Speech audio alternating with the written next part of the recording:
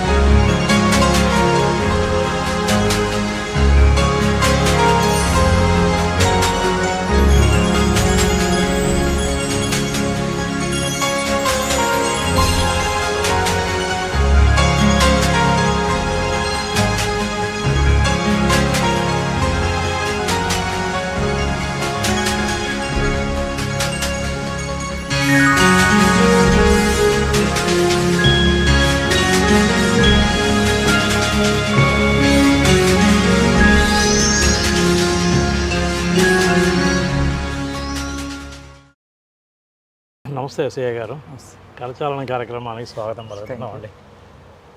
ముందుగా సార్ మీ జీవిత విశేషాలు, డిపార్ట్మెంట్ అవన్నీ తర్వాత చేద్దాం. ముందుగా పేరెంట్స్, స్వస్థలం, ఈ బ్యాక్గ్రౌండ్ ఏమన్నా చెప్తారా? నా పేరు వచ్చేసరికి గాదెల వీరాంజనేయులు. మాది నేటు స్వస్థలం వచ్చేసరికి ప్రజెంట్ పల్నాడు పాత నర్సరావుపేట మండల హెడ్ క్వార్టర్ పక్కన ఉన్నటువంటి రావిపాడు గ్రామం మాది. రావిపాడు గ్రామం మాది. బేసికల్గా వ్యవసాయ ఆధార కుటుంబం. మా నాన్నగారు, అమ్మగారు కూడా వ్యవసాయం చేసేవాళ్ళు. మా ఫాదర్స్ అంతా కూడా 6 అన్నదమ్ముల వాళ్ళు, పెద్ద ఫ్యామిలీ మా ఫాదర్స్ అంతా కూడా. వాళ్ళు చిన్నవాళ్ళు మా నాన్నగారు. తర్వాత మా నాన్నగారికి మేము 2 మగపిల్లలు, 2 ఆడపిల్లలు, మొత్తం 4 సంతానం. 4 సంతానంలో నేను మధ్యలో 2 అక్కలు నాకు. నేను చిన్నవాడిని. ఫస్ట్ పెద్ద అన్నయ్య, తర్వాత మధ్యలో సిస్టర్స్, చివరిలో నేను. ఈ ప్రైమరీ ఎడ్యుకేషన్ ఇదంతా? Primary education and high school education మొత్తం కూడా మా నేటివ్ విలేజ్ అయినటువంటి రావిపాడు గ్రామంలో నిర్మలా బాయ్స్ హై స్కూల్ అని మిషనరీ స్కూల్లో చదువుకున్నాను. ఓకే. తర్వాత ఇంటర్మీడియట్ వచ్చేసరికి నర్సరావుపేటలో కేఆర్ఆర్ కొత్త రఘురామ జూనియర్ కాలేజ్ చదువుకున్నాను. తర్వాత degree NBT and NBC Nandamuri Basavatara గ్రామ కాలేజ్ ఎన్టీఆర్ నర్సరావుపేటలో గ్రాడ్యుయేషన్ బీఎస్సీ కంప్యూటర్స్ చేశాను. తర్వాత 97లో ఎంసీఏ అండ్ బీఈడి 2 ఎంట్రన్స్ రాస్తే 2 కూడా సీట్లు వచ్చినాయి. సో బీఈడి ఏపీ స్టేట్లో 421 ర్యాంక్ అండ్ ఎంసీఏలో కూడా బెస్ట్ ర్యాంక్ వచ్చింది. కానీ మా స్కూల్ మేట్స్ అంతా కూడా వాళ్ళకు కూడా బీఈడి వస్తే వాళ్ళంతా బీఈడికి వెళ్తే నేను కూడా అనుకోకుండా ఆంధ్ర జాతీయ కళాశాల మచిలీపట్నంలో బీఈడి జాయిన్ అయ్యాను, ఎంసీఏ జాయిన్ అవ్వకుండా. సో బీఈడి అయిపోయిన వెంటనే 97లో అయిపోయింది. 98లో ఆగస్టులోనే, అంటే బీఈడి అయిపోయిన 11 మంత్స్కే నాకు డిఎస్సి సెలక్షన్ రావటం. అదే రోజు మా ఇంట్లో మా అన్నయ్య గారికి, నాకు, మా అక్కయ్యకి ఒకే రోజు, మా అక్కయ్యకి ముగ్గురికి కూడా ఒకే రోజు డిఎస్సి సెలక్షన్ వచ్చేసి 3 టీచర్స్ అయ్యాం. అది ఒక గొప్ప విషయం. అది ఆ ఊరంతా కూడా, గ్రామం అంతా కూడా చాలా అప్రిషియేట్ చేశారు. సో అది తర్వాత డిఎస్సిగా సెలెక్ట్ అయిన తర్వాత 98 ఆగస్టులో నేను యాజ్ ఏ సెకండ్ గ్రేడ్ టీచర్గా రొంపిచెర్ల మండలం సంతగుడిపాడు అండ్ కర్లకుంట ఈ గ్రామాల్లో పనిచేస్తాను. అంటే మీకు నిరుద్యోగ ప్రస్థానం ఏమీ లేదు? నిరుద్యోగ ప్రస్థానం ఏమీ లేదు సార్. ఎక్కడ కూడా చదువు అయిపోయింది, జాబ్లో ఎక్కడ కూడా ఎడ్యుకేషన్ బ్రేక్ లేదు. డిగ్రీ అయిపోయిన వెంటనే బీఈడి అయిపోయిన వెంటనే వితిన్ 1 year లోపే సెలక్షన్ రావటం, వెంటనే టీచర్ పోస్ట్లో 22 yearsకి జాయిన్ అయిపోవటం. 22 years జాయిన్ అయిపోయాను. తర్వాత టీచర్ ప్రస్థానం మొదలు కదా? Yes sir. మరి టీచర్ ప్రస్థానంలో మీరు ఎలా ఫీల్ అయ్యారు ఫస్ట్ టైము? ఆ టీచర్ యాక్చువల్గా బాగా చిన్న వయసు. అవును, ఎస్ ఎస్ ఎస్. టీచరు నేను యాక్చువల్గా ఏ సబ్జెక్ట్ చెప్పారు? ఫోర్త్ నాది బేసికల్గా ఎంఎస్సి మ్యాథమెటిక్స్, డిగ్రీలో బీఎస్సీ కంప్యూటర్స్, తర్వాత డిస్టెన్స్ ఎడ్యుకేషన్లో ఎంఎస్సి చేశాను. ప్రైమరీ స్కూల్ టీచర్ పనిచేసి 4th 5th క్లాస్ పిల్లలకి ప్రధానంగా మ్యాథ్స్, మిగతా సైన్స్ బోధించేవాడిని.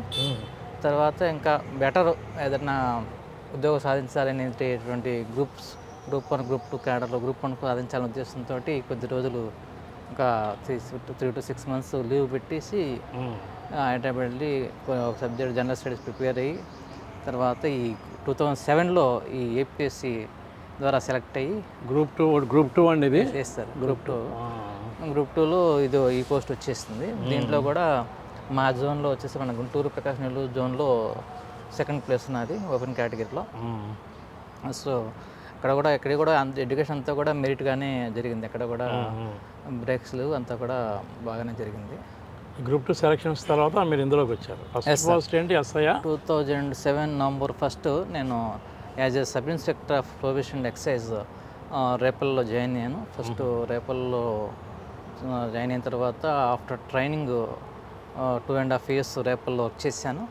దాని తర్వాత 1.5 year పొన్నూరులో వర్క్ చేశాను.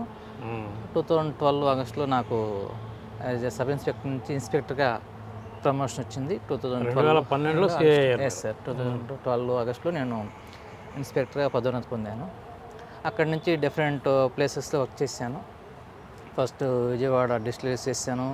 తర్వాత Tenali as a regular station house ఆఫీసర్గా 2013 నుంచి 2015 దాకా దాదాపుగా ఫస్ట్ పోస్టింగ్ యాజ్ ఏ స్టేట్లో మంచి కంప్లీట్ అయిన తెనాలిలో సక్సెస్ఫుల్గా నేను యాజ్ ఏ హెచ్ఓగా నేను సక్సెస్ఫుల్గా విజయం సాధించి అక్కడి నుంచి తర్వాత తెనాలి పోస్టింగ్ అయిపోయిన తర్వాత గుంటూరు ఎన్ఫోర్స్మెంట్ 2015 నుంచి 2019 దాకా గుంటూరులో ఎన్ఫోర్స్మెంట్ విజిలెన్స్ అండ్ ఎన్ఫోర్స్మెంట్ ఎక్సైజ్లో నేను గుంటూరు జిల్లా మొత్తం కూడా ఎంటైర్ జిల్లా మొత్తం కూడా స్క్వాడ్లో పనిచేశాను. అప్పుడు కూడా చాలా నెంబర్ ఆఫ్ కేసెస్ నాటుసారా కంట్రోల్ చేయడం, పల్నాడు, మాచర్లు ఇవన్నీ కూడా జరిగినాయి. తర్వాత కూడా నాన్ డ్యూటీ పెళ్ళికి కంట్రోల్ చేసాము. తర్వాత గవర్నమెంట్ రెవెన్యూ కూడా పెంచగలిగాము. ఆల్మోస్ట్ 3 years 9 months ఎన్ఫోర్స్మెంట్ చేసిన తర్వాత మళ్ళీ పొన్నూరులో ఒక 1 year చేశాను యాజ్ ఇన్స్పెక్టర్గా. తర్వాత లాస్ట్ గవర్నమెంట్లో ఒంగోలులో ఒక 3.5 years చేసిన తర్వాత మళ్ళీ ఎలక్షన్ టైంలో విజయవాడ డిస్టిలరీ చేసి 2024 అక్టోబర్ 1 ఇక్కడ మంగళగిరిలో సిఐగా నేను బాధ్యత తీసుకున్నాను.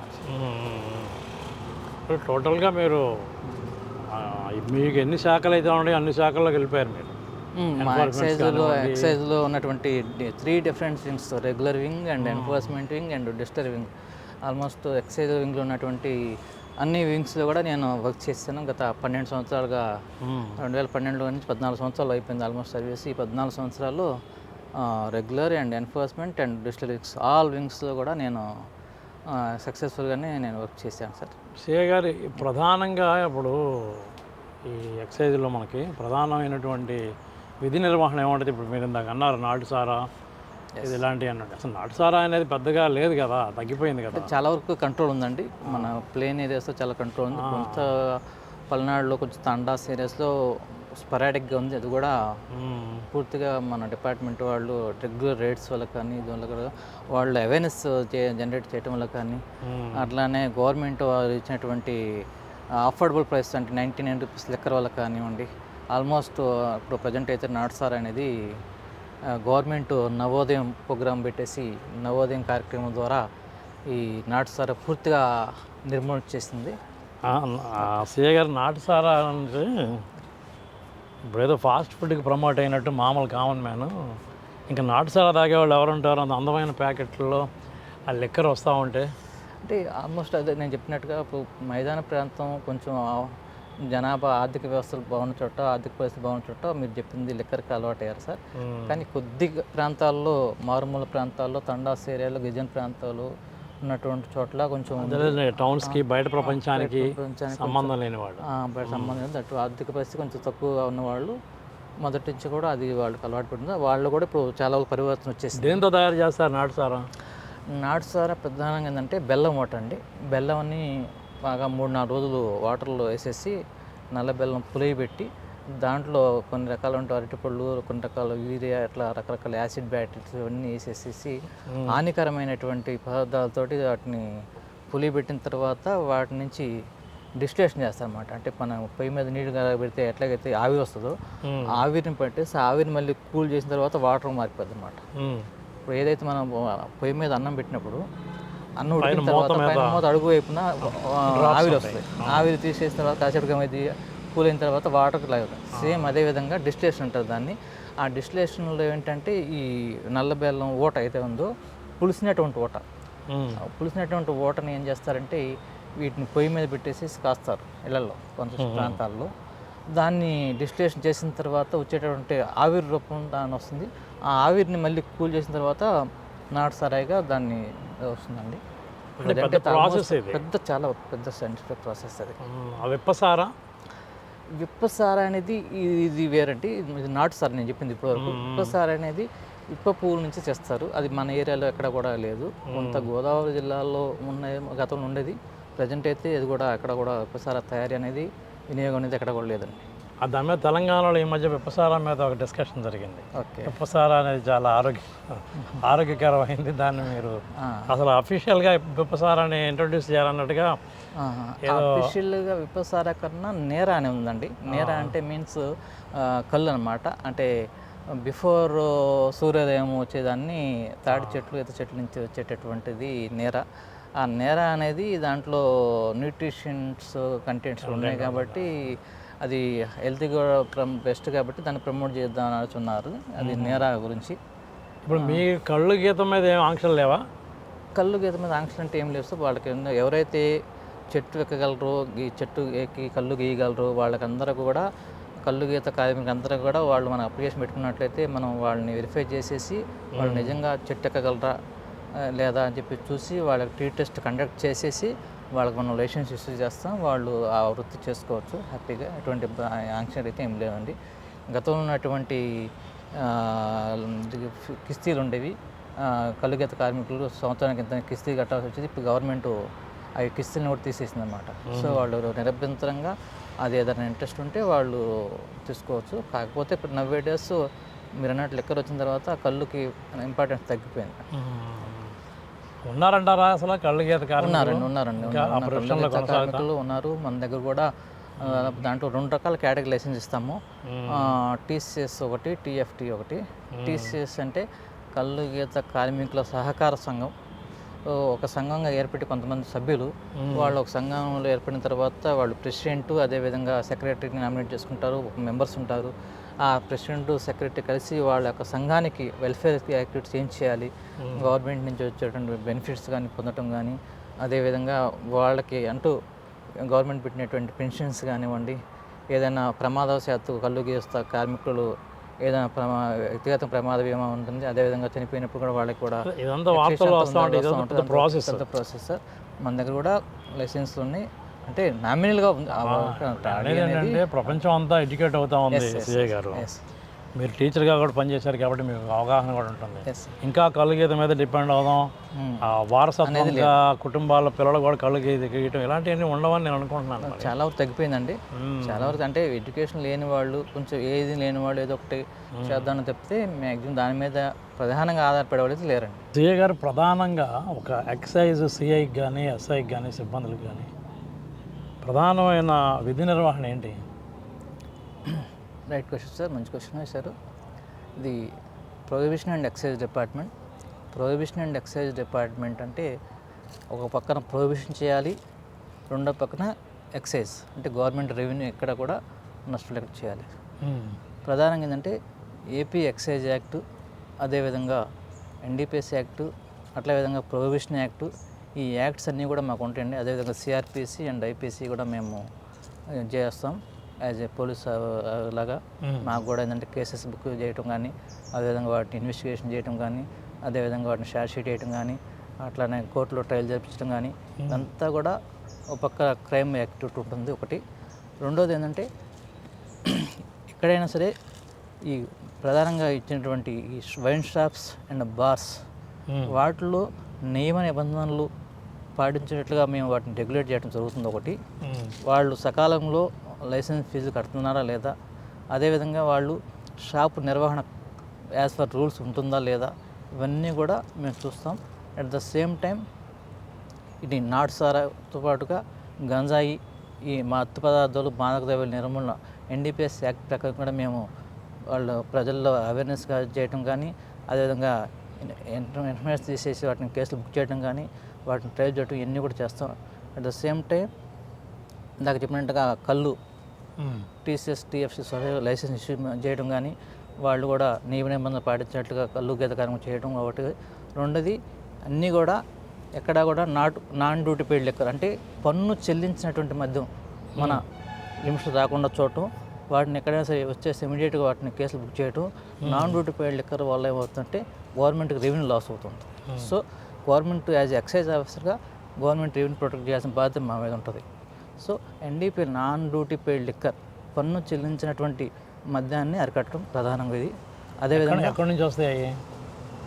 ఇతర రాష్ట్రాల్లో కొన్ని రాష్ట్రాల్లో తక్కువ రేట్లు మద్యం మన కన్నా తక్కువ, ఉదాహరణకు గోవా ఉందండి. అట్లా గోవా, కర్ణాటక కొన్ని రాష్ట్రాల్లో కొన్ని బ్రాండ్స్ మనకన్నా తక్కువ ఉన్నప్పుడు ఏంటంటే అక్కడ స్మగ్లర్స్ అక్కడ నుంచి తీసుకొచ్చేసి పాండిచ్చేరి, యానాం, గోవా ఈ స్టేట్స్లో కొంత తక్కువ ఉంది. అటువంటిప్పుడు అక్కడి నుంచి తీసుకొచ్చే అవకాశం ఉంటుంది. అటువంటి వాటిని మనం పూర్తిగా ఇన్ఫర్మేషన్ పెట్టేసి ఎక్కడ కూడా తీసుకొచ్చి డైరెక్ట్ చేయాలా వీళ్ళు? డైరెక్ట్ అంటే ఇంకా వాళ్ళు కొంతమంది ఏజెంట్ పెట్టుకొని అట్లా చేసే అవకాశం ఉంటుంది. అది అయితే ప్రజెంట్ పూర్తిగా కంట్రోల్ ఉందండి. ఎక్కడ కూడా ఎన్డీపీఎల్ మద్యం అనేది ఈ మధ్యకాలంలో ఎక్కడ కూడా దొరకలేదు. సో ప్రధానంగా ఏంటంటే పన్నులు, షాపులు అండ్ లైసెన్స్ ఇష్యూయింగ్ అనమాట. ఏది A4 shops, wine shops licence issue, తర్వాత బార్స్, 2B బార్స్ అంటాము, అదేవిధంగా క్లబ్స్, అదేవిధంగా టాడీ లైసెన్స్ ఇష్యూ చేయటము, రెగ్యులేషన్ ఆఫ్ లైసెన్స్ కండిషన్స్ ఒకటి. అట్ ద సేమ్ టైం రెండోది పబ్లిక్ హెల్త్. ఇటువంటి నాటు సారా కానీ ఇట్లాంటి మత్తు పదార్థాలు ఇవి తీసుకున్నప్పుడు ఏంటంటే పబ్లిక్ హెల్త్ కూడా పాడవుతుంది. కాబట్టి పబ్లిక్ హెల్త్ని కూడా మేము కాపాడటానికి మా డిపార్ట్మెంట్ చేస్తుంటుంది. మేజర్గా ఏంటంటే ఈ 3 యాక్ట్స్ అన్నీ కూడా ఏపీ ఎక్సైజ్ యాక్ట్ ప్రకారంగా కానివ్వండి, ఎన్డీపీఎస్ యాక్ట్ కానివ్వండి, అదేవిధంగా సిఆర్పిసి, ఇవన్నీ యాక్ట్స్ కూడా మేము తప్పకుండా అమలు చేస్తూ ఉంటాం. మేము కానీ సిఏ గారు అసలు పబ్లిక్ హెల్త్ అనేది ఇప్పుడు పబ్లిక్ హెల్త్ అనేది ఏంటి, ఇప్పుడు రెలవెంటేనా మన డిపార్ట్మెంట్కి? 100% రెలవెంట్. పబ్లిక్ హెల్త్ ఎలా రెలవెంట్ అంటే ఇప్పుడు సపోజ్ నాటు సారా ఏంది, యూరియా వేసేసి లేదంటే రకరకాలటువంటి హానికర పదార్థాలతోటి నాటు సారా తయారు చేసి అమ్ముతుంటారు. సో అది తాగినప్పుడు ఆటోమేటిక్గా అన్ని రకాలైనటువంటి లివర్ ఫంక్షనింగ్ ఇవన్నీ కూడా దెబ్బతింటే హెల్త్ పాడైపోతుంది ఒకటి.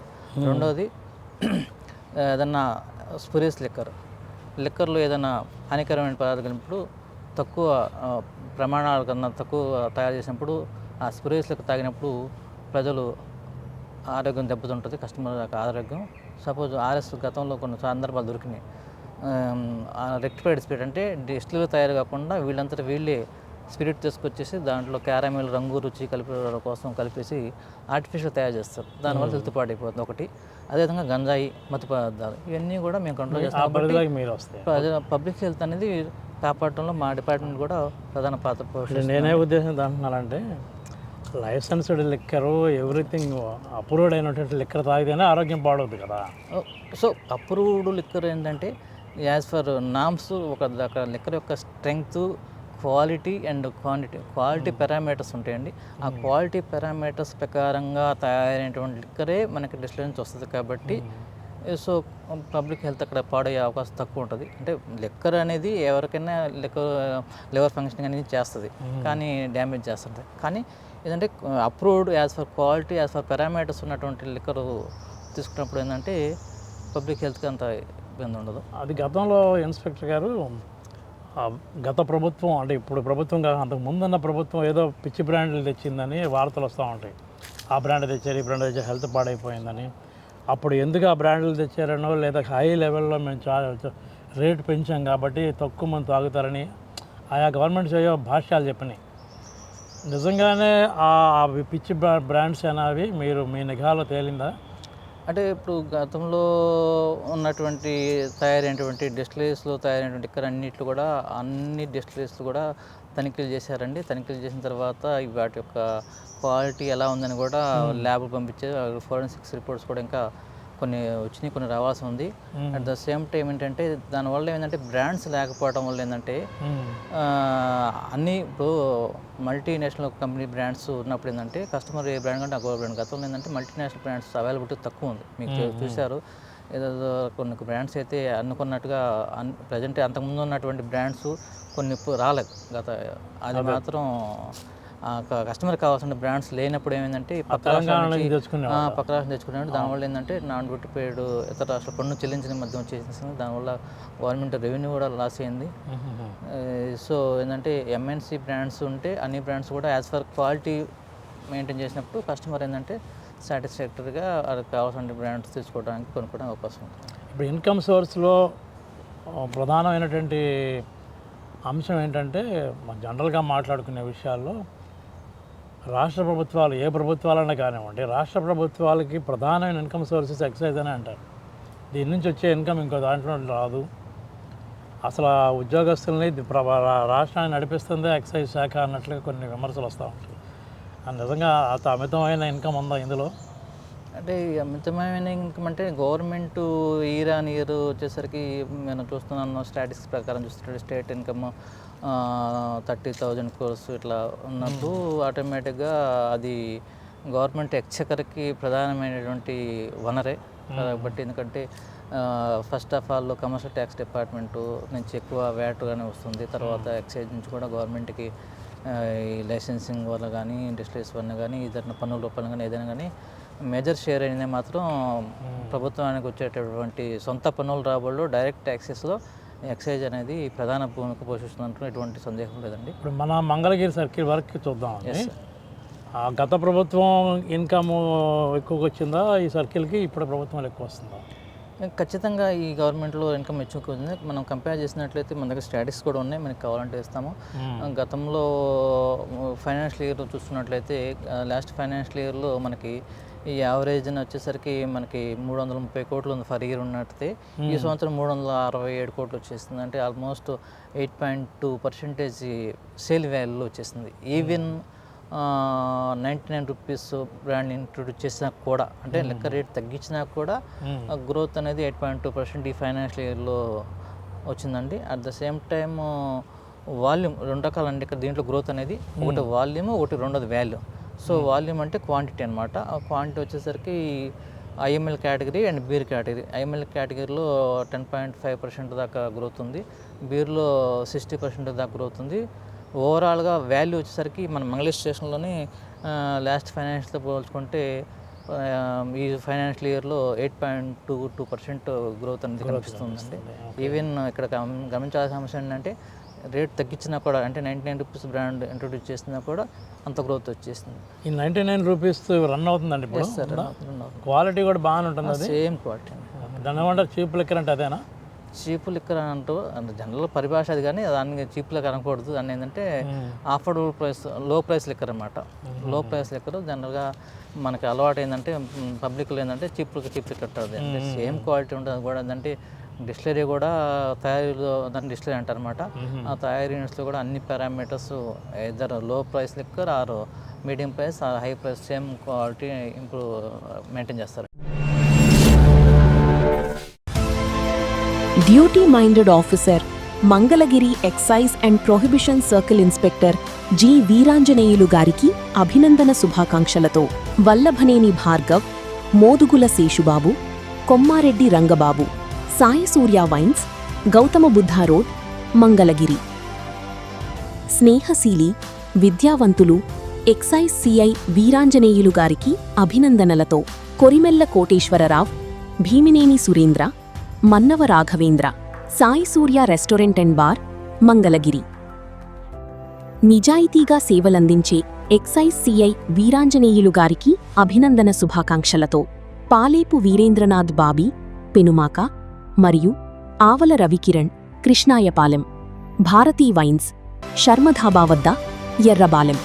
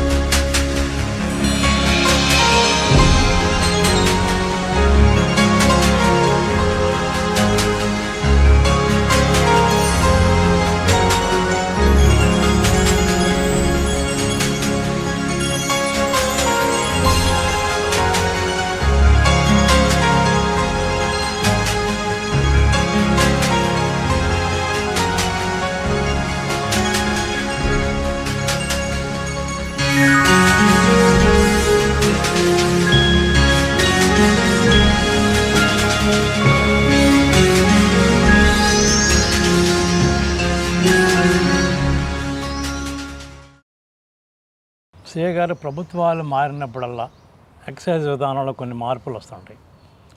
ఒక ఆయన ఏమో నేను హై రేట్లు పెట్టడం వలన మద్యపానం తాగడాన్ని తగ్గిస్తాను నేను అంటాడు ఒక ఆయన.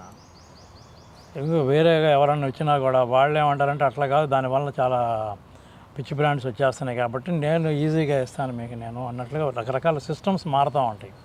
సరే, ఎన్ని సిస్టమ్లు మారినా ఏదేమైనా ఇన్కంలో మాత్రం మార్పు రావట్లా కదా. ఏ ప్రభుత్వం వచ్చినా కన్జంప్షన్ అనేది యాజ్ ఇట్ ఈస్గా ఉంటుంది, లేదా పెరుగుతుంది కూడా కన్జంప్షన్ అనేది.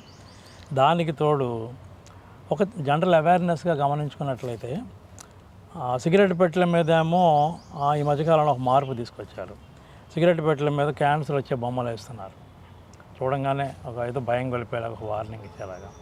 At that same time liquor bottles కానీ షోరూమ్స్ ఒక ఏదో బంగారం అమ్మే షాపుల్లాగానో బట్టలు అమ్మే షాపుల్లాగానో అట్రాక్టివ్గా తయారు చేస్తున్నారు లిక్కర్ షాప్స్ అన్నీ కూడా. తర్వాత బ్రాండ్ ఇమేజ్ కోసం టీవీల్లో ఒక యాడ్స్ వస్తూ ఉంటాయి. దీనివల్ల యూత్ అట్రాక్ట్ అవుదా?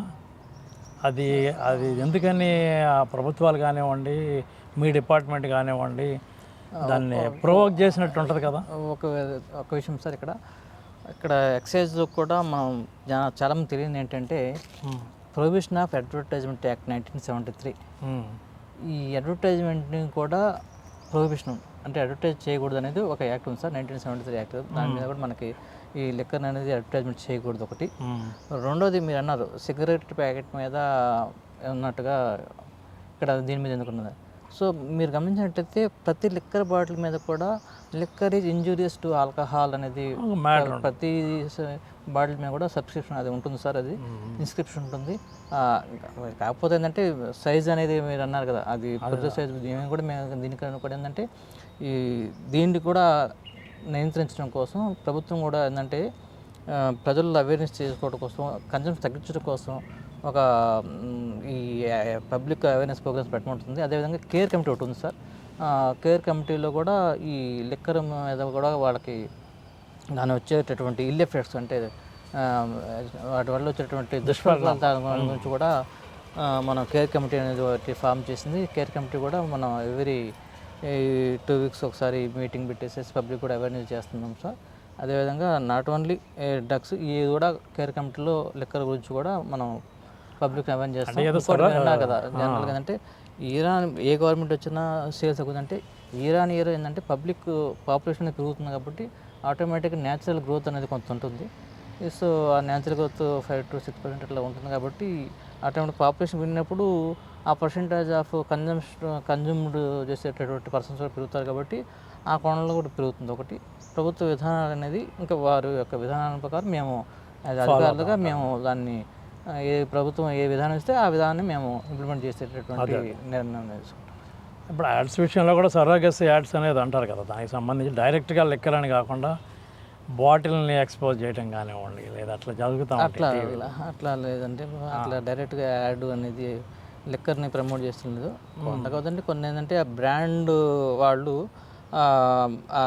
షాపుల దగ్గర ఏంటంటే వాళ్ళ బ్రాండ్ ప్రమోట్ చేయడం కోసం ఈ ఫ్లెక్సీలు పెద్ద పెద్ద సైన్ బోర్డ్స్ లాంటివి పెడుతుంటారు. అంతమించి ఏదో సినిమా స్టార్స్ కానివ్వండి, సెలబ్రిటీలు కూడా అప్పుడప్పుడు కనిపిస్తూ ఉంటాయి ఇలాంటి వాటిలో, టీవీ యాడ్స్లో కానివ్వండి. ఇట్లాంటి అక్కడే యాడ్ కనిపించినప్పుడు కిందనే కూడా ఉంటుంది ఇన్స్క్రిప్షన్ ఏమని liquor is injurious to health అనేది ఖచ్చితంగా సినిమాల్లో సీరియల్లో తాగుతున్నా కూడా కింద ఒకటి వేస్తారనుకోండి. అది ఖచ్చితంగా కూడా అది ఫార్మాలిటీస్ నడుస్తూ ఉంటాయి. అవి మీరేమనుకుంటుంటారు? సహజంగా ఈ డిపార్ట్మెంట్లో చాలా అనుభవాలు ఉంటాయి కదా మీకు. చిన్నపిల్లలు కూడా తాగుడికి అలవాటు పడుతున్నారు. ఇప్పుడు 21 సంవత్సరాల లోపు వాళ్ళకి లిక్కర్ అమ్మకూడదు అన్నది ఒక సిస్టమ్, అది కంటిన్యూ అవుతుంది. అది ఖచ్చితంగా సార్ 21 సంవత్సరాల వాళ్ళకి ఎక్కడ కూడా మేము లిక్కర్ అమ్మడానికి షాపులో కానీ బార్లు కూడా ఆ బోర్డు కూడా ప్రతి షాప్లో కూడా మేము పెట్టించాము. 21 సంవత్సరాల వరకు మధ్య అమ్మబడిన బోర్డు ఖచ్చితంగా రూల్ కూడా ఇంప్లిమెంట్ చేస్తున్నాం. మేము కూడా అప్పుడప్పుడు షాప్స్ బాస్కి వెళ్ళినప్పుడు కూడా విజిట్ చేసినప్పుడు కూడా తప్పనిసరిగా తనిఖీలు చేస్తుంటాం.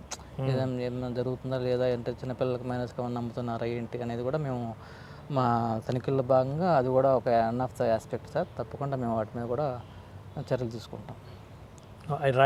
రైడ్స్లో ఉన్న అట్లా దొరుకుతాయండి చిన్నపిల్లలు ప్రతి షాప్లో ప్రతి బార్లో కూడా మనం బోర్డు పెట్టించాం 20 సంవత్సరాల వరకు మద్యం అమ్మబడదు అనేది అటువంటి బోర్డు ఉంది. అది ఒక నియమ రూల్ కూడా ఉంది కాబట్టి అన్నిట్లో ఏర్పాటు చేసేసి వాళ్ళు అమ్మకుండా కూడా మేము చర్యలు తీసుకుంటున్నాం. డ్రంక్ అండ్ డ్రైవ్ విషయాల్లో సహజంగా లా అండ్ ఆర్డర్ పోలీసులు మీరు భాగస్వాములు అవుతుంటారు కదా, ఎక్కువగా లా అండ్ ఆర్డర్ వాళ్ళే చూస్తుంటారు ఎక్కువగా. కానీ డ్రంక్ అండ్ డ్రైవ్ విషయంలో అసలు బారుల దగ్గర చెక్ చేస్తే పోద్దామో కదా, తాగి వాడు బండి కీస్ తీసుకుని కారు ఎక్కుతుంటేనో స్కూటర్ ఎక్కుతుంటేనో పట్టుకోవచ్చామో కదా. అది డ్రంక్ అండ్ డ్రైవ్ ఆస్పెక్ట్ అనేది లా అండ్ ఆర్డర్ వాళ్ళు చూస్తారు. జనరల్గా మనం డిపార్ట్మెంట్ మీద ఓపెన్ డ్రింకింగ్ అంటే బహిరంగ ప్రదేశాల్లో తాగటం అనేది నిషేధం కాబట్టి మనం కూడా ఓపెన్ డ్రింకింగ్ కేసెస్ బుక్ చేస్తాం జరుగుతుంటే పబ్లిక్ ఎక్కడ పడితే అక్కడ తాగటం రోడ్ల మీద లేదంటే ఎక్కడ పడితే అక్కడ పొలాల గట్టుల్లో ఇవన్నీ జరుగుతూ ఉంటుంది. సో దానివల్ల ఏంటంటే పబ్లిక్ న్యూసెన్స్ కాబట్టి దాన్ని కంట్రోల్ చేయడం కోసం మనం ఓపెన్ డ్రింకింగ్ కేసెస్ కూడా రైడ్ చేయడం జరుగుతుంది, ఓపెన్ డ్రింకింగ్ కేసులు బుక్ చేయడం జరుగుతుంది. గతం కూడా మనం లాస్ట్ 1 yearలో 35 కేసెస్ మన స్టేషన్లో రిజిస్టర్ అయినాయి ఓపెన్ డ్రింకింగ్ కేసెస్. వాళ్ళ మీద కూడా మనం షార్ట్ షీట్ వేయడం కూడా జరిగిందండి. ఇది డ్రంక్ అండ్ డ్రైవ్ అనేది మన సబ్జెక్ట్ కాదు, లా అండ్ ఆర్డర్ వాళ్ళు. అదే సిఏ గారు సహజంగా ఎక్సైజ్ శాఖలో కానివ్వండి పేపర్స్లో వచ్చే ఒక పదం ఏంటంటే లిక్కర్ విషయంలో బెల్ట్ షాపులు. ఏంటి అసలు ఆ బెల్ట్ షాప్ అనే పదం ఎందుకు వచ్చింది? అంటే బెల్ట్ షాప్ అనే పదం ఏంటంటే ఏదైనా మేజర్ ఒక లైసెన్స్డ్ వైన్ షాప్కి అనుబంధంగా ఆ బెల్ట్ ఏరియా సరౌండింగ్స్ ఏరియా ఆ బెల్ట్ ఏరియా ఉండేదాన్ని బెల్ట్ అనేది ఏరియానా బెల్ట్ అంటే ఆ ఏరియా సరౌండింగ్స్ ఏరియా ఉద్దంతో ఆ పదం వచ్చింది అనుకుంటున్నాను నేను. సో బెల్ట్ షాప్స్ అనేది ఆ మెయిన్ షాప్కి అటాచ్గా ఉండే అక్కడ నుంచి షాపులు వచ్చే పదంతో అది వచ్చింది అనుకుంటున్నాను. బ్రాంచ్ లాగా బ్రాంచ్ లాగా అంటారు కానీ బ్రాంచింగ్ కాదు. ఇప్పుడు ఏంటంటే వాళ్ళు ఏంటంటే సోషల్ ఎకనామిక్ కొంతమంది 10 వైన్ షాప్ దగ్గర తీసుకెళ్ళి ట్రిప్కి 3 బాటిల్స్ తీసుకెళ్ళి వాటి 10 బాటిల్ పోగు చేసేసి ఏంటంటే వాళ్ళ పట్టుకోటు కోసం జరుగుతుంటే వితౌట్ లైసెన్స్ జరిగే వాటిని బెల్ట్ షాప్స్ అనేది పదం వచ్చిందండి. వాటి మీద కూడా మనం పూర్తిగా నిఘా పెట్టేసేసి ఎక్కడైనా సరే బెల్ట్ షాపులు లేకుండా మనం చర్యలు తీసుకోవడం జరుగుతుంది. గతంలో లాస్ట్ 1 yearలో కూడా మనం 50 కేసులు బుక్ చేసి 50 మంది అరెస్ట్ చేసేసి హ్యూజ్ క్వాంటిటీ కూడా మనం సీజ్ చేయడం జరిగింది. ఇంకొకటి విషయం ఏంటంటే మనం అటువంటి వాళ్ళని కూడా కేసు బుక్ చేసిన వెంటనే బైండ్ అవుట్ చేయడం జరుగుతుంది అనమాట. సో బైండ్ అవుట్ సంబంధిత మండల తహసీల్దార్ దగ్గర మనం బైండ్ అవుట్ చేసేసి మళ్ళీ రాబోయే 2 సంవత్సరాల దాకా అటువంటి బెల్ట్ షాప్ అమ్మకుండా మనం చర్యలు తీసుకోవడం జరుగుతుందండి. ఒకవేళ మళ్ళీ అటువంటి ఆ వ్యక్తి ఒకసారి కేసు బుక్ అయిన తర్వాత మళ్ళీ బెల్ట్ షాప్ నడుపుతున్నట్టయితే అతను మళ్ళీ 2వ కేసు పెట్టినప్పుడు అతను రిమాండ్ పంపించేసేసి అతని దగ్గర ఏదైతే ఫస్ట్ కేసుకి బైండ్ ఓవర్ అయ్యారు ఎంఆర్ఓ దగ్గర ఆ అమౌంట్ కూడా మన బ్రీచ్ కింద కట్టించడం జరుగుతుందండి. సో దానివల్ల ఏంటంటే వాళ్ళకి ఏంటంటే ఒక డెటరెన్స్ ఒక భయం అనేది బెల్ట్ షాప్ పోతే ఇట్లా సీరియస్గా ఉంటుంది ప్రభుత్వం అనేది ఒక మెసేజ్ ఆల్రెడీ పంపించాం మనం. సో మా సిబ్బంది అన్ని ప్రతిరోజు కూడా సెలవు స్టాఫ్ అంతా కూడా ఈ షాపుల టైం పాలనతో పాటుగా బెల్ట్ షాప్ మీద పూర్తిగా నిర్మూలన కోసం. అంటే ఇన్కమ్ దొరుకుతుందనా బెల్ట్ షాప్ వల్ల? అంతే ట్యాక్స్ రాదైనా గవర్నమెంట్కి ప్రధానమైనటువంటి అది కాదండి. బెల్ట్ షాపులు ప్రజలకు బాగా సన్నిహితం చేస్తున్నారని అట్లా కాదు, ప్రజలకు సన్నిహితం చేయాలని కానీ లేకపోతే government revenue aspect belt shop ఎక్కువగా ప్రోత్సహించలేదు. దాని మీద అసలు గవర్నమెంట్ చాలా స్ట్రింజెంట్గా ఉంది, ఎట్టి పరిస్థితులు కూడా బెల్ట్ షాప్ ఉండటానికి లేదని. సో ప్రభుత్వ విధానానికి అనుగుణంగా కూడా మేము డిపార్ట్మెంట్ కూడా రైజప్ టు ద ఒకేషన్ చెప్పేసి తర్వాత అన్ని షాపులు కూడా ఎక్కడైతే అన్ని గ్రామాల్లో ఎక్కడైతే గతంలో బెల్ట్ ఉన్నాయి అన్నీ కూడా తిరగటం వాటిని కంట్రోల్ చేయడం జరుగుతుందంటే అట్ ద సేమ్ టైం వాళ్ళని బైండ్ ఓవర్ కూడా చేయడం జరుగుతుంది. బెల్ట్ షాప్ వల్ల ప్రధాన నష్టం ఏంటి? బెల్ట్ షాప్స్ వల్ల ప్రధానమైన నష్టం ఏంటంటే అక్కడ ఎక్కడ పడితే అక్కడ బడ్డీ కోట్లలోనే ఎక్కడ పడితే అక్కడ బడ్డీ కోట్ల దగ్గర మందు అవటం ఏంటంటే పబ్లిక్ ఏంటంటే న్యూసెన్స్ అవటం వస్తుంది. సో వాళ్ళు ఏంటంటే ఎక్కడ పడితే అక్కడ వాళ్ళ ఇంటిలోనో లేదంటే చిల్లర కొట్లను అమ్ముతూ ఉంటారు. సో అక్కడే సరౌండింగ్స్ బడ్డీ గుడి చర్చి మసీదు ఉండొచ్చు ఒకటి, ప్రార్థన మందిరాలు ఉండొచ్చు ఒకటి. రెండోది ఆ ఏరియా అంతా కూడా లా అండ్ ఆర్డర్ ఇష్యూ వచ్చే అవకాశం ఉంది. అట్లా కూడా పబ్లిక్ ఇన్కన్వీనియన్స్ ఉంది. ఇవన్నీ కూడా దానివల్ల వచ్చేటువంటి ఇబ్బందులు.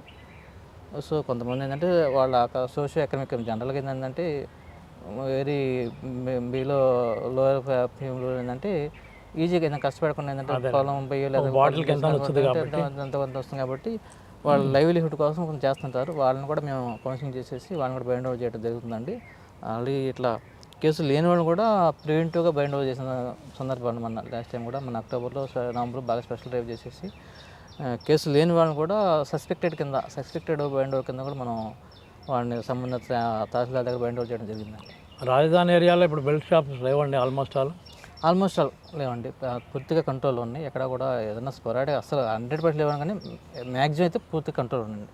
ఏదైనా ఓటీఆర్ ఏదన్నా కొంతమంది కక్కుర్తి పడవచ్చు కానీ దాన్ని కూడా మనం కంట్రోల్ చేస్తున్నాము.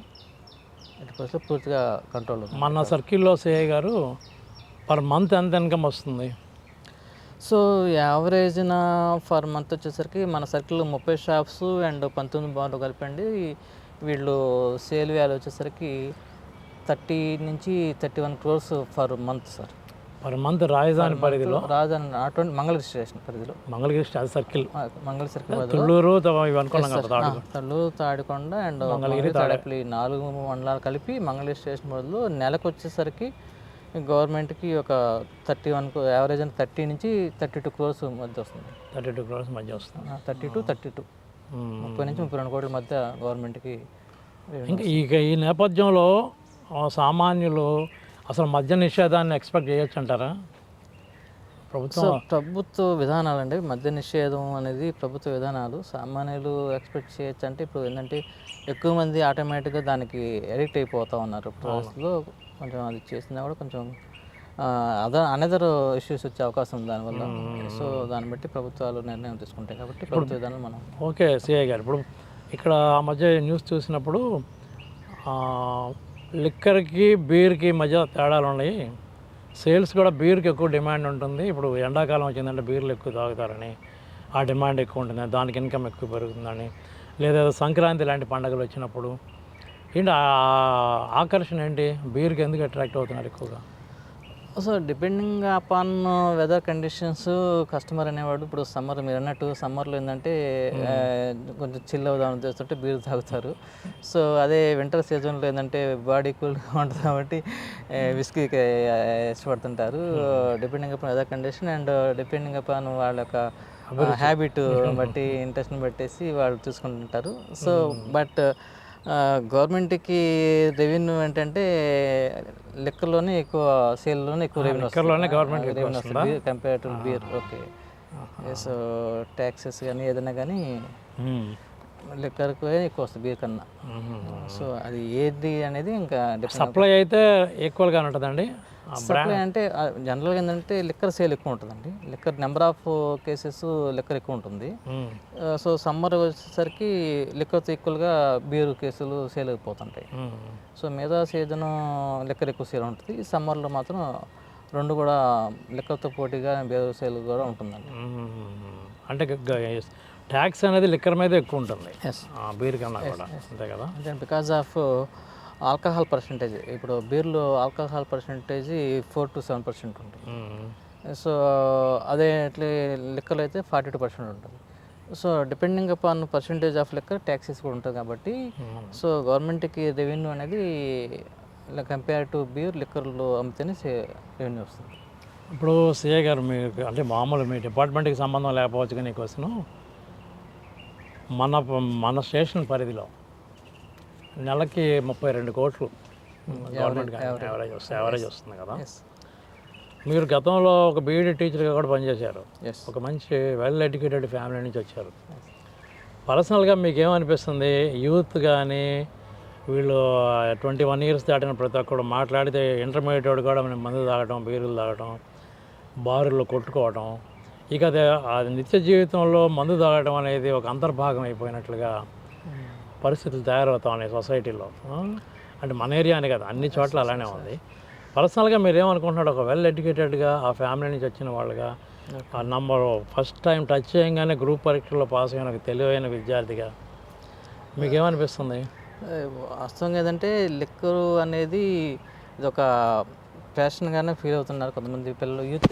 ముఖ్యంగా ఏంటంటే అదేమో పెద్ద ఇబ్బంది కాదు అనే ధోరణి వెళ్ళిపోయారు కొంతమంది. ఇప్పుడు ఏదైనా అది శుభకారమైనా అశుభకారమైన ఏ కార్యక్రమైనా కూడా ఏంటంటే అది లిక్కర్ అనేది ఇన్ఎవిటబుల్ అయిపోయిన పరిస్థితులు ఉన్నాయి. అది ఇబ్బందికరమే.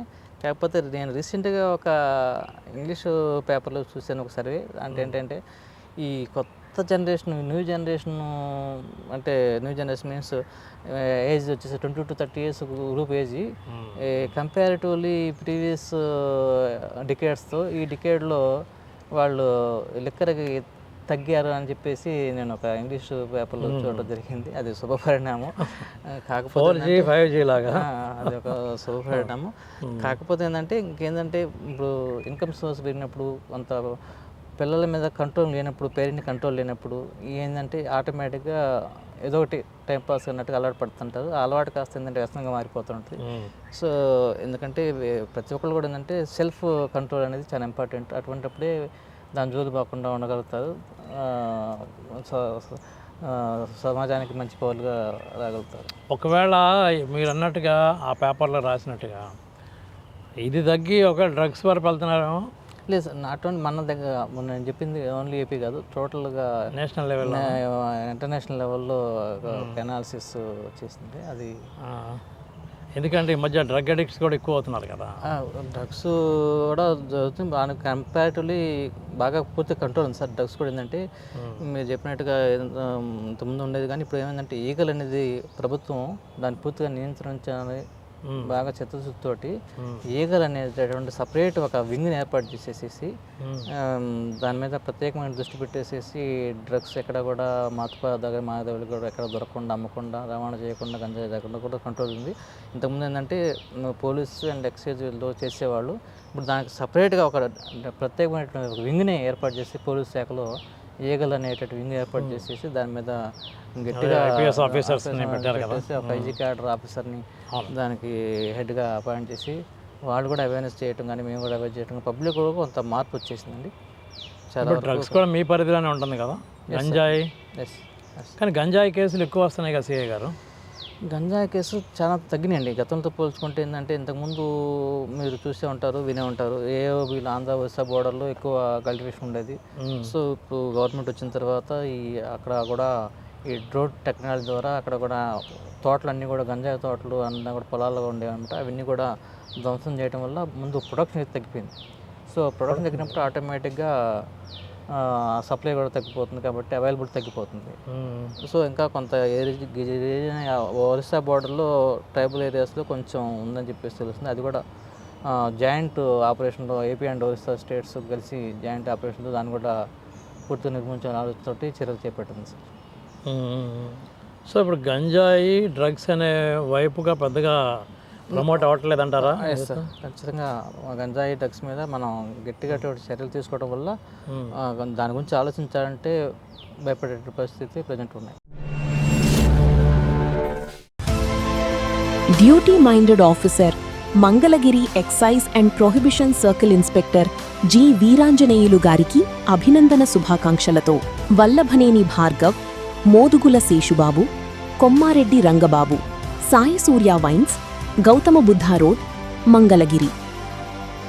స్నేహశీలి, విద్యావంతులు ఎక్సైజ్ సిఐ వీరాంజనేయులు గారికి అభినందనలతో Korimella Koteswararao, Bhimineni Surendra, Mannava Raghavendra, Sai Surya restaurant and bar, Mangalagiri. నిజాయితీగా సేవలందించే ఎక్సైజ్ సిఐ వీరాంజనేయులు గారికి అభినందన శుభాకాంక్షలతో పాలేపు వీరేంద్రనాథ్ బాబీ, పెనుమాక మరియు ఆవల రవికిరణ్, కృష్ణాయపాలెం, భారతీ వైన్స్, శర్మధాబా వద్ద, Errabalem.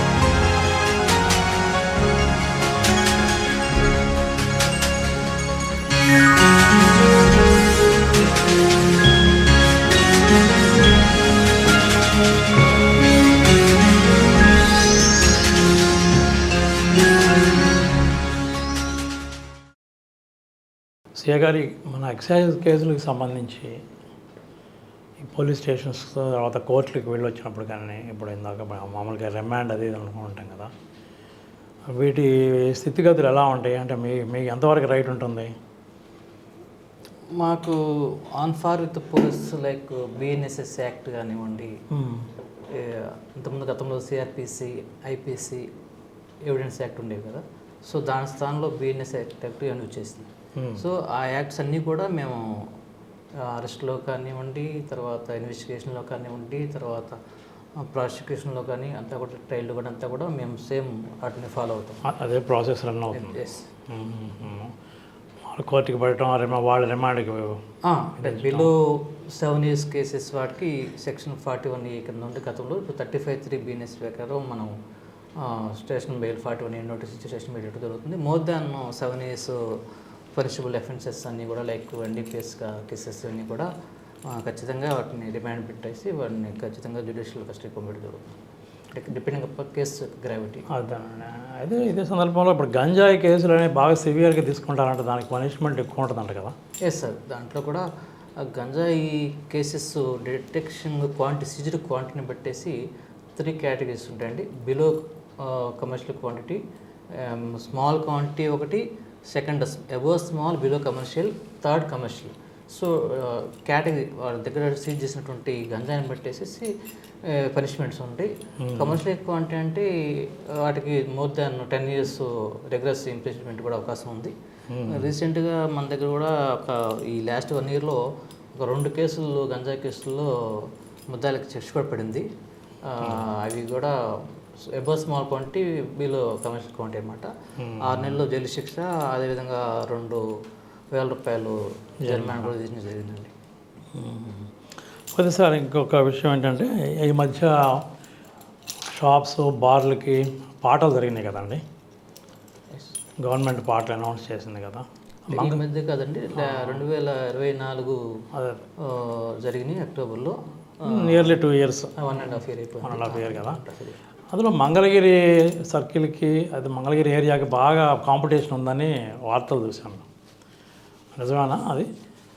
Depending upon sale value బట్టి బిజినెస్ పర్సన్ ఎప్పుడైనా సరే ఎక్కడైతే బిజినెస్ పొటెన్షియల్ ఉంటుందో అక్కడ ఆటోమేటిక్గా అప్లికేషన్స్ ఫైల్ చేస్తారు. కాబట్టి ఆ క్రమంలో మనకి మంగళగిరి, తాడేపల్లి, తుళ్ళూరు ఇవన్నీ కూడా పొటెన్షియల్ అంటే సేల్ వాల్యూ ఎక్కువ ఉంటుంది కాబట్టి సో అక్కడ డిమాండ్ అన్నమాట వాసన. దానికి తగ్గట్టుగానే మనకి కూడా అప్లికేషన్స్ జిల్లాలో అదర్ స్టేషన్స్ మిగతా 5 స్టేషన్లు పోల్చుకుంటే మన మంగళగిరి స్టేషన్కి ఒక్కొక్క షాప్కి అప్లికేషన్స్ కూడా నెంబర్ ఎక్కువ వచ్చింది అన్నమాట. యావరేజ్ అప్లికేషన్స్ కూడా మనకి ఎక్కువ వచ్చింది. ఆ రూపాయన కూడా గవర్నమెంట్కి మనకి రెవెన్యూ కంపారిటివ్లీ అదర్ స్టేషన్ మనకి ఎక్కువ వచ్చింది.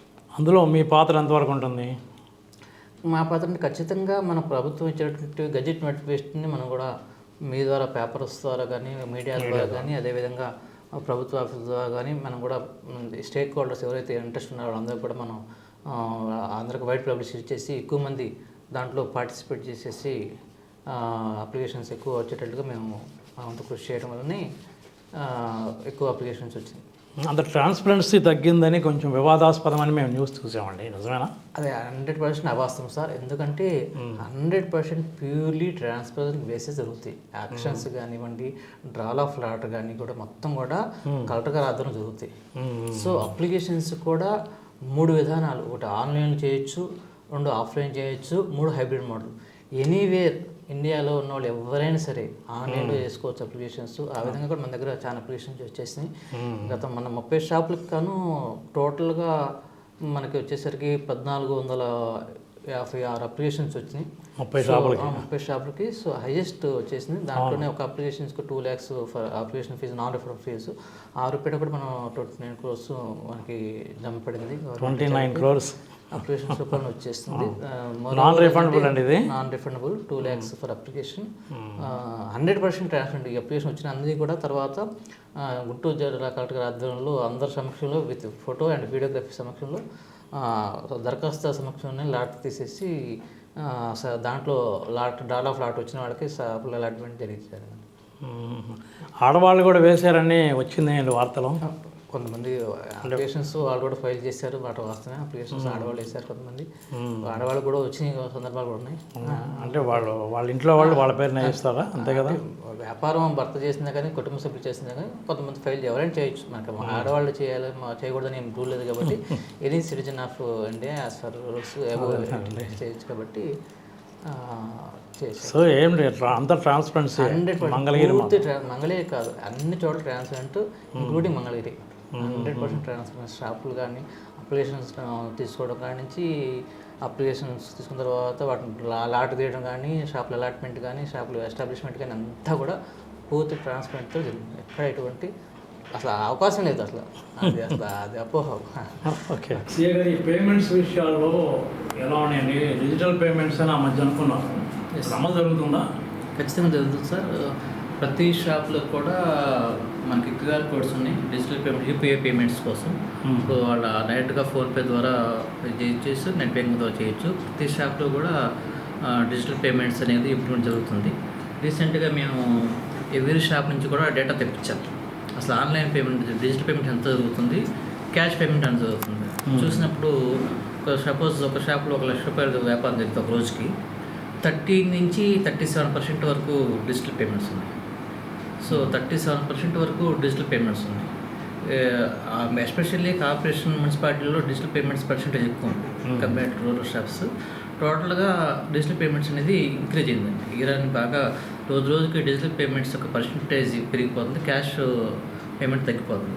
అంటే టోటల్గా స్టేట్ వైడ్ పాలసీ అయింది. స్టేట్ వైడ్ ఎవరి షాప్లో కూడా, ప్రతి షాప్లో కూడా యూపీఐ, మనకి ఏదైతే మనం కిరాణా షాప్కి ఎట్లా పెట్టారో ప్రతి షాప్లో కూడా యూపీఐ పేమెంట్స్కి అంతా కూడా క్యూఆర్ కోడ్స్ పెట్టి ఉన్నాయి. ఆన్లైన్ పేమెంట్స్, ఫోన్పే పేమెంట్స్, లేదా గూగుల్ పే, ఫోన్పే అన్నీ కూడా ఉన్నాయి సార్.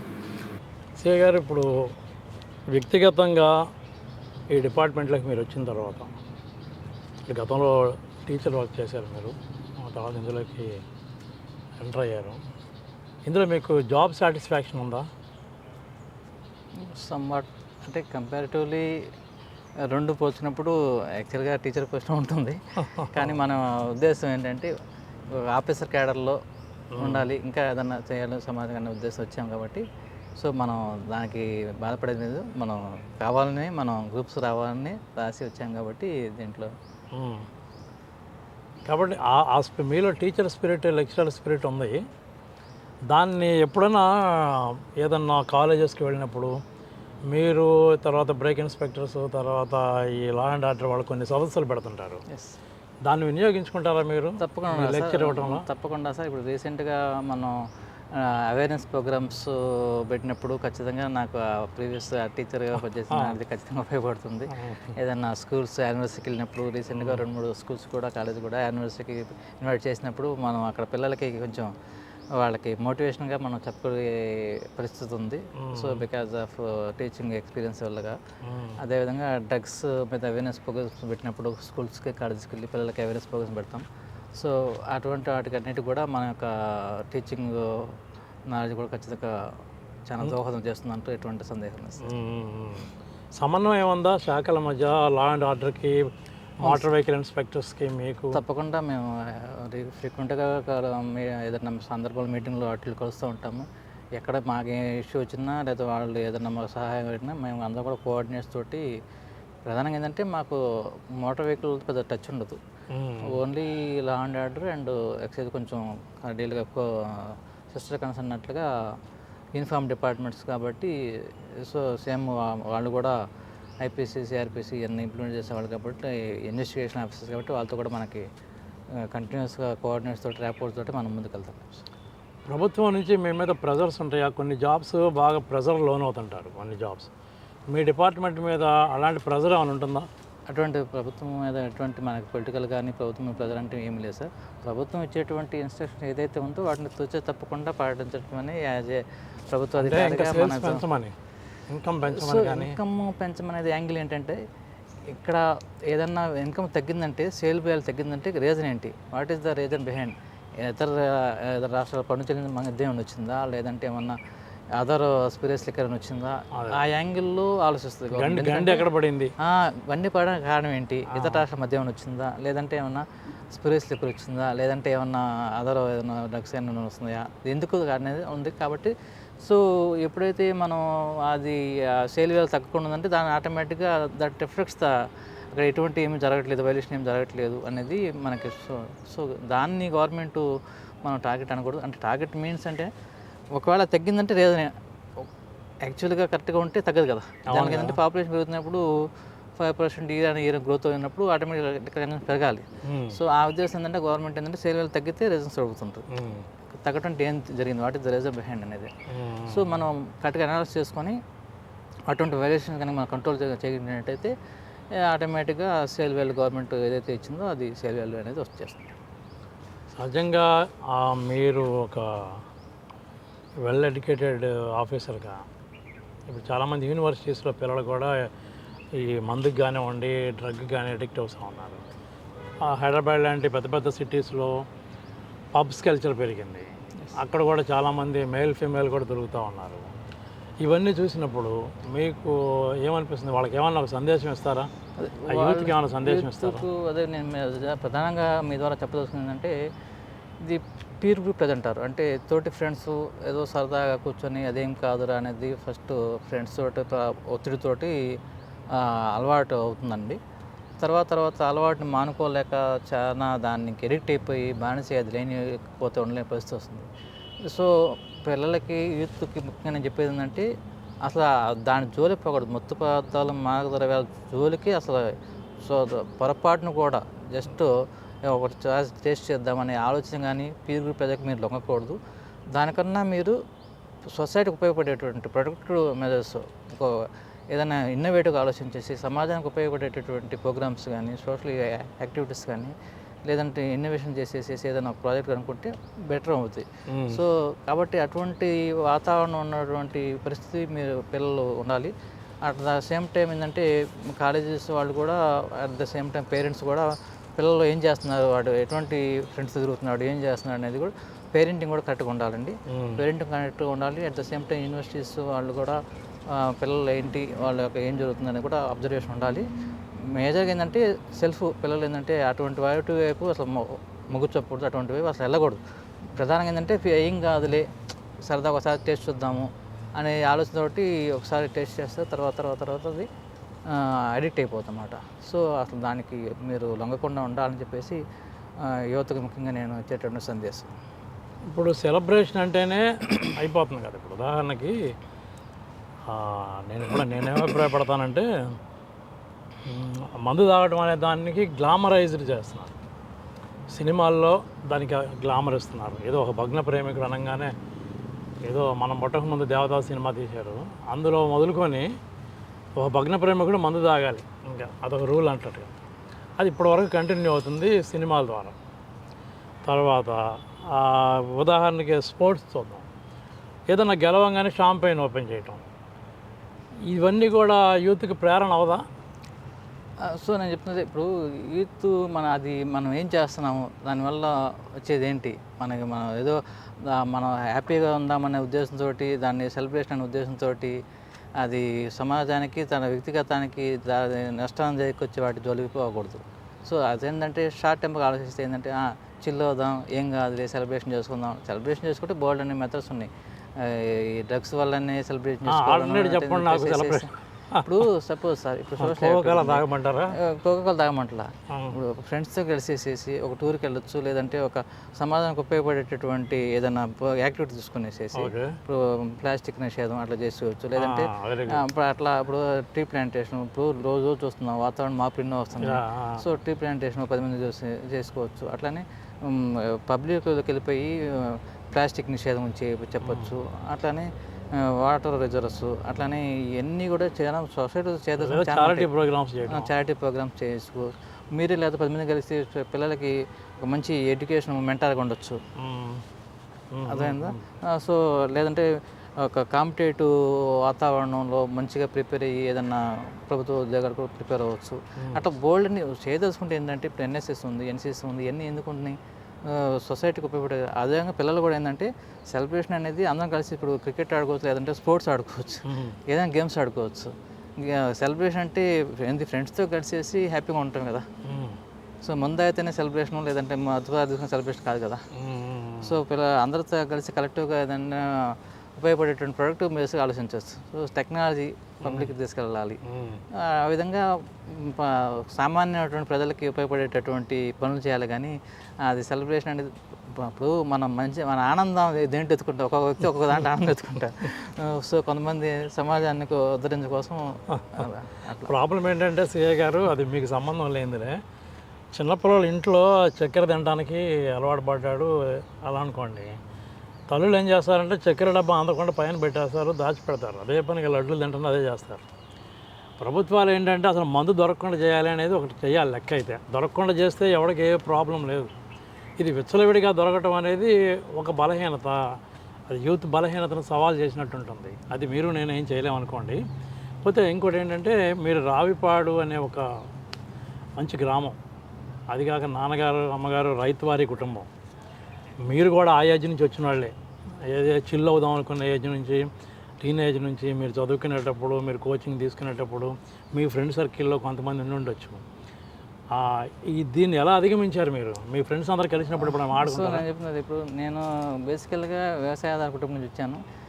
హాలిడేస్ వచ్చి నేను వ్యవసాయ పనులు చేశాను, అన్ని రకాల వ్యవసాయ పనులు చేశాను. సెలవు వస్తే సెలవు వస్తే శనివారం ఫలాలు ఉన్నాయి, కొంత పొలం ఉంది, కొంత కౌలు తీసుకొని చేసేవాళ్ళు.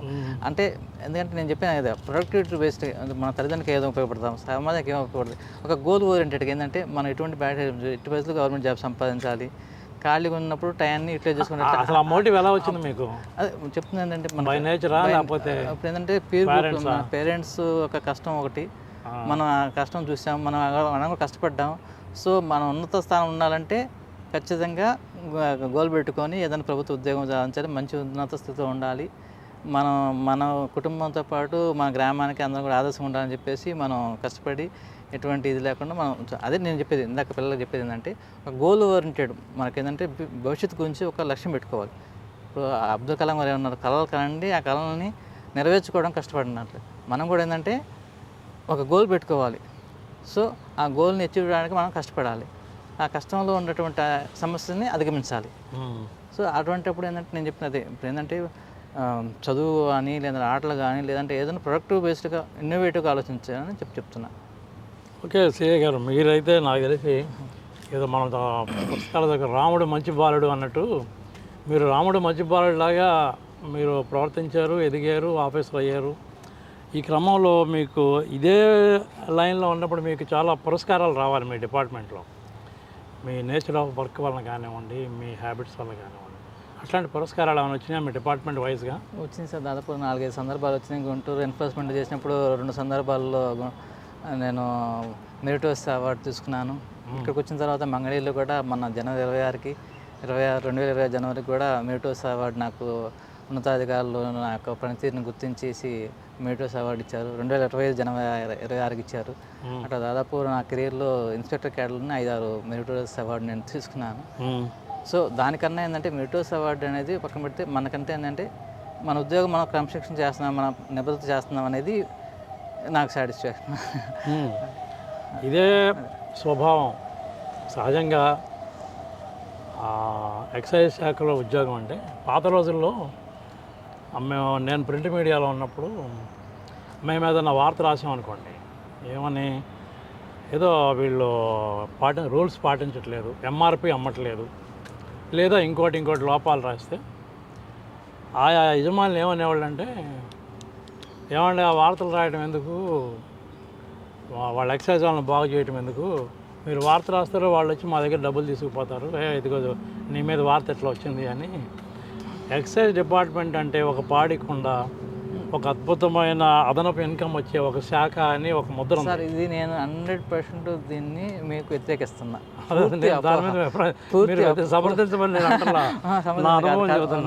జనరల్గా ఏంటంటే పబ్లిక్ నానుడు ఉంది, కానీ అది అసలు కరెక్టే కానే కాదు. అప్పుడు మీరు ఇక్కడ నేను వచ్చేసి 1.5 year అయింది. మీరు ఒకసారి అంటే యాజ్ ఎ ఫ్రెండ్లీగా జర్నలిస్ట్ అడగట్లేదు, మీరు ఒకసారి ఎంక్వైరీ చేయండి. తెలిసిన వాళ్ళు ఉంటారు మీకు, ఫ్రెండ్స్ వాళ్ళు ఏంటి ఇక్కడ పరిస్థితి అని అడగండి. సిఐ గారు కానీ డిపార్ట్మెంట్ కానీ ఏదన్నా ఉందా అని అడగండి, మీకే విషయం తెలుస్తుంది. ఇక్కడ 100% మనం హానెస్టీతో ఉద్యోగం చేస్తున్నాం.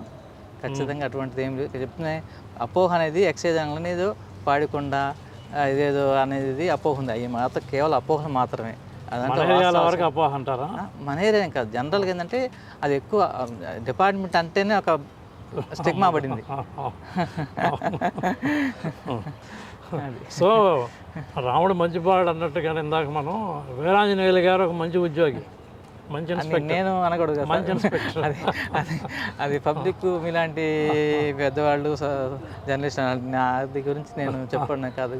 Okay, very good. అయితే ఇదే సందర్భంలో ఫ్యామిలీ డీటెయిల్స్ అండి. మేడం గారు ఏం చేస్తారు? సార్ మేడం తన హౌస్ వైఫ్. ఓకే. మీ పిల్లల మీద మీ ప్రభావం ఉందా? పిల్లల మీద ప్రభావం అంటే యాజ్ ఏ పేరెంట్గా, యాజ్ ఏ ఒక ఎడ్యుకేటెడ్గా మనం ఏంటంటే పిల్లలకి మన స్టడీ పరంగా మనం గైడెన్స్ ఇస్తాం. ఈ చదువు చేస్తే ఎలా ఉంటుంది, ఇలా ఉంటుంది, ఇలా ఉంటుంది అని చెప్పేసి మనం ఒక యాజ్ ఏ మెంటర్గా, మనం యాజ్ ఏ పేరెంట్గా మనం వాళ్ళకి. ఎంతమంది పిల్లలండి? నాకు ఒక పాప బాబు. పాప ఇంజనీరింగ్ ఫైనల్ ఇయర్ చదువుతుంది సార్. పాప engineering final year Guntur ఆర్వే college చదువుతుంది. బాబు వచ్చేసరికి ఇంటర్మీడియట్ సెకండ్ ఇయర్. వాడు కూడా మంచి మెరిట్ స్టూడెంట్. రీసెంట్గా జేఈ మెయిన్స్లో కూడా 99.964% వచ్చింది. నెక్స్ట్ మంత్ అడ్వాన్స్ రాయబోతున్నాడు. So is also one of the merit student. తండ్రి సాలే వచ్చింది. ఎప్పుడన్నా క్లాసులు తీసుకుంటుంటారా మీ పిల్లలకి? లేదు సార్, ఇప్పుడు అంతకుముందు టీచర్గా ఉన్నప్పుడు హెల్మెట్ కొంచెం తీసుకున్నాను, కానీ ఇప్పుడు తర్వాత ఎగ్జిక్యూటివ్కి వచ్చిన తర్వాత నాకు టైం ఉంటుంది, వాళ్ళు కూడా చూపించాను. మీ డిపార్ట్మెంట్ అంటేనే బిజీ లైఫ్. ఎప్పుడు ఆదివారం లేదు, పబ్లిక్ హాలిడే లేదు. ఫ్యామిలీ లైఫ్ ఏమైనా మిస్ అవుతున్నారా? తప్పదండి. ఇప్పుడు కెరీర్ కావాలన్నప్పుడు కొన్ని జరుగుతూ ఉంటాయి. అంటే పూర్తిగా మనం అంత ఇబ్బంది పరిస్థితి ఉండదు, కానీ కంపారిటివ్లీ ఇలా అన్నట్టు చూసుకుని మనం కొంతవరకు మనం ఫ్యామిలీ లైఫ్ బాగానే లీడ్ చేయొచ్చు. శ్రీమతి గారి సహకారం ఖచ్చితంగా ఉందండి. ఖచ్చితంగా ఏంటంటే ఇంట్లో శ్రీమతి గారి సహకారం లేకుండా యాజ్ ఎగ్జిక్యూటివ్గా ఇప్పుడు మేడం పేరేంటి? ప్రభావతి గారు. ప్రభావతి గారు, ఓకే. ఇంట్లో ఎగ్జిక్యూటివ్ పోస్టులు ఉన్నట్టు ఖచ్చితంగా ఇంట్లో ఫ్యామిలీ సపోర్ట్ లేకపోతే చాలా కష్టంగా ఉంటుంది. సో తను పూర్తి సహాయ సహకారం బట్టి నేను ఏ టైం అయినా ఎప్పుడైనా డ్యూటీకి వెళ్ళగలుగుతాను. సో పిల్లల కేరింగ్ కానీ లేదంటే ఇంట్లో అన్ని అందించుకోవడం కానీ తను పూర్తి సహాయ సహకారం. ఇన్స్పెక్టర్ గారు, ఇంటర్వ్యూ అయిపోవచ్చింది. మీ జీవిత లక్ష్యాలు ఏమైనా ఉన్నాయా? ఇంకా సాధించాలి నేను? యాక్చువల్గా నేను గ్రూప్ 1 ఆఫీసర్ అవ్వాలని నా కోరిక, కానీ అన్ఫార్చునేట్లీ గ్రూప్ 1 ఆఫీసర్ కాలేకపోయాను. గ్రూప్ 2 ఆఫీసర్ అయ్యాను. గ్రూప్ 1 అవ్వాలని టార్గెట్తోనే వచ్చాను, కానీ బికాజ్ ఆఫ్ నా హ్యాండ్ రైటింగ్ అంత బాగోదు అనే ఉద్దేశంతో నేను యాక్చువల్గా గ్రూప్ 1కి సెలవు పెట్టి హైదరాబాద్ వెళ్ళాను. అంటే గ్రూప్ 1 రావాలంటే హ్యాండ్ రైటింగ్ కూడా బాగుండాలి. అంటే కొంచెం విజిబుల్గా ఉండి ఎన్నిటికి పేపర్ దిద్దే వాళ్ళు కూడా నీట్గా ఉంటే బాగుంటుంది అనే ఉద్దేశం ఉంటుంది. అంటే ఎందుకని చిన్నప్పుడు కాపీ పుస్తకం రాయలేదు? చిన్నప్పుడు రాసా, కానీ మధ్యలో కొంచెం దాన్ని హ్యాండ్ రైటింగ్ కొంచెం దాన్ని మిస్ అయ్యాను. సో గ్రూప్ 1 కొంచెం ఇబ్బంది అవుద్దామని గ్రూప్ 1 కోచింగ్కి వెళ్ళి కూడా గ్రూప్ 1 డ్రాప్ అయిపోయి గ్రూప్ 2 ప్రిపేర్ అయ్యాను. సో గ్రూప్ 2 సక్సెస్ అయ్యాను. మీరు ఆత్మ పరిశీలన చేసుకున్నాను, అంటే ఖచ్చితంగా కొట్టాలి అనే ఉద్దేశంతో ఛాన్సెస్ బేరీజ్ చేసుకున్నాను. సో 1 to 2 ఆబ్జెక్టివ్ కాబట్టి ఖచ్చితంగా కొడతాను కాన్ఫిడెన్స్ ఉన్నాను. ఆ విధంగా ప్రిపేర్ అయ్యే విధంగా వచ్చింది. కాకపోతే గ్రూప్ 1 కొట్టలేకపోయాను అనేటువంటి చిన్న బాధ అయితే ఉంది. సంతృప్తి అయితే ఉంది. మీ పిల్లల ద్వారా దాన్ని ఫిల్అప్ చేసుకోండి, చూద్దాం. వాళ్ళు ఇంట్రెస్ట్, ఆయన కూడా మెరిట్ స్టూడెంట్ అంటున్నారు కదా, అబ్బాయి కూడా. వాళ్ళకి అభిరుచి ఉంటారు. మనం ఎవరు కూడా బలవంతంగా మన అభివృద్ధి వాళ్ళ మీద రుద్దకూడదు. సో వాళ్ళకి ఇంట్రెస్ట్ ఉంటే ఆటోమేటిక్గా వాళ్ళు సక్సెస్ అవుతారు. ఓకే. మీ లైఫ్లో స్వీట్ మెమరీ? లైఫ్లో స్వీట్ మెమరీ అంటే పెద్దగా ఏమీ లేదు సార్. అంటే ఏదన్నా బాబుకి ఇంకా ఐఐటి వస్తే అది స్వీట్ మెమరీ కాకపోతుంది. ఆయనకి ఐఐటి రావాలని కోరుకుంటున్నాను. అంటే ఒకే రోజు మా కుటుంబంలో మా అన్నయ్య సొంత బ్రదర్కి నాకు టీచర్ పోస్ట్ రావడం అనేది చాలా చెప్పారు కదా ఫస్ట్లో, ఒకే రోజు ఇద్దరం ఒకే కుటుంబంలో అన్నదమ్ములు ఇద్దరం కూడా డిఎస్సి సెలక్షన్ రావడం అనేది మాకు మా తల్లిదండ్రులకు చాలా సంతోషాన్ని ఇచ్చినటువంటి సంఘటన. ఏదైనా ఒక బాధపడిన సంఘటన మీ డిపార్ట్మెంట్లో? నేనే అప్పుడప్పుడు వెళ్తా ఉంటే బార్ల ముందు, వైన్ షాపుల ముందు కొంతమంది నిర్భాగ్యులు అలవాట్లు తప్పించుకోలేక రోడ్డు మీద పడిపోయి ఉంటారు. వాళ్ళని జనం కూడా అసహ్యంగా చూస్తుంటారు. వాడు ఎలా అడిక్ట్ అయ్యాడో తెలియదు, ఏంటో తెలియదు. ఒకడు తోలుతా వెళ్ళి ఎక్కడ ఉంటే ఏదైనా ఆఫీస్ ముందు పడిపోతే ఆఫీస్ వాచ్మెన్ వచ్చి వాడు నీట్ చేయటం. తాగుడు అనేది ఏదో అసహ్యమైన కార్యంలాగా, వాడేదో పెద్ద పాపాత్ముడిలాగా, వాడి బలహీనత అట్లా పడిపోయినప్పుడు చాలా బాధపడతాం మనం. వాడిని అసలు ఓదార్పు అనేది సమాజానికి లేదు. తాగినవాడంటేనే ఒక చులకన స్వభావం. అట్ దట్ సేమ్ టైము ఇలాంటి ఒక ప్యాథటిక్ మూమెంట్స్ ఏమైనా చూసారా మీరు? చూసాం సార్. దురదృష్టకర సంఘటన, నేను డిపార్ట్మెంట్కి వచ్చిన తర్వాత ఏంటంటే, నేను 2013లో తెనాలి సిఐగా జాయిన్ అయిన తర్వాత అక్కడ బ్యాడ్ ఇన్సిడెంట్ జరిగింది. అక్కడ ఏంటంటే ఒక బార్ దగ్గర ఒక లారీ వెళ్తూ ఉంది. మెయిన్ రోడ్ పక్కన బార్ ఉన్నది. ఆ పక్కగా లారీ వెళ్తుంటే అక్కడ లేడీ అక్కడ తాగిపోతూ అక్కడ అతను వచ్చేసరికి బార్లోంచి బయటకు వచ్చాడు. బిజినెస్ హౌస్ అని బయటకు వచ్చేసి అమ్మాయిని ఏదో వెనకెత్తి ఫాలో అవుతుందని చెప్పేసి ఆ అమ్మాయి అడవుడు నడవటం, వెనకనే లారీ వెళ్ళిపోయి ఆ అమ్మాయిని లారీ కింద పడటం, ఆ అమ్మాయి చనిపోవటం. Very pathetic situation. తర్వాత దాన్ని వెంటనే బార్ మీద చర్యలు తీసుకోవటం, అతని మీద కేసు పెట్టడం జరిగిన తర్వాత చట్ట ప్రకారంగా అన్నీ కూడా మేము చేసామండి. అదొకటి నా సర్వీస్లో అదొక డిపార్ట్మెంట్లో జాయిన్ అయిన తర్వాత అదొకటి జరిగింది. అదొకటి ప్యాథటిక్ ఇన్సిడెంట్. అటువంటి జరిగినప్పుడు ఏంటంటే చాలా ఇబ్బందిగా ఉంటుంది. అసలు ఉద్యోగం ఎందుకు వచ్చామన్న బాధ కూడా కలిగి, మన చేతులు లేకపోతే కొన్ని మన చేతిలో ఉండవు ఒక్కోసారి. ఇదే సమయంలో చివరిగా మంగళగిరి సర్కిల్ పరిధిలో వ్యాపారస్తులకి కానివ్వండి, పబ్లిక్కి కానివ్వండి, మీరేమన్నా మాట చెప్తారా మా సిటీ కేబుల్ ద్వారా? లైసెన్స్ దారులందరూ కూడా నేను తెలియజేయగా, వాళ్ళు ఎట్టి పరిస్థితులు కూడా ఖచ్చితంగా అన్ని రకాలైనటువంటి నియమ నిబంధనలు పాటించాల్సిందే. నియమ నిబంధనలు అంటే ఖచ్చితంగా ఎంఆర్పీ రేటుకి అమ్మాలి వైన్ షాప్ వాళ్ళు, అదేవిధంగా వైన్స్ వాళ్ళు కానీ బార్లు కానీ సమయపాలన ఖచ్చితంగా పాటించాల్సిందే. ఎటువంటి కూడా ఇర్రెగ్యులారిటీస్ ఉండటానికి వీల్లేదు. At the same time public నేను చెప్పేది ఏంటంటే, మీకు ఏదైనా సమాచారం ఉంటే నిర్భయంగా నాకు స్టేషన్కి వచ్చేసి మీరు చెప్పవచ్చు. ఎటువంటి ఇదేమీ లేదు. అదేవిధంగా సమాచారం డ్రగ్స్ మీద కానీ, లేదంటే గంజాయి మీద కానీ ఏదైనా ఉన్నా కూడా మీరు నిర్భయంగా నాకు సమాచారాన్ని నాకు దృష్టికి తీసుకొస్తే నేను చట్టపరంగా చర్యలు తీసుకుంటాను. Thank you very much CI గారు, పరిచాలన కార్యక్రమంలో పాల్గొన్నందుకు.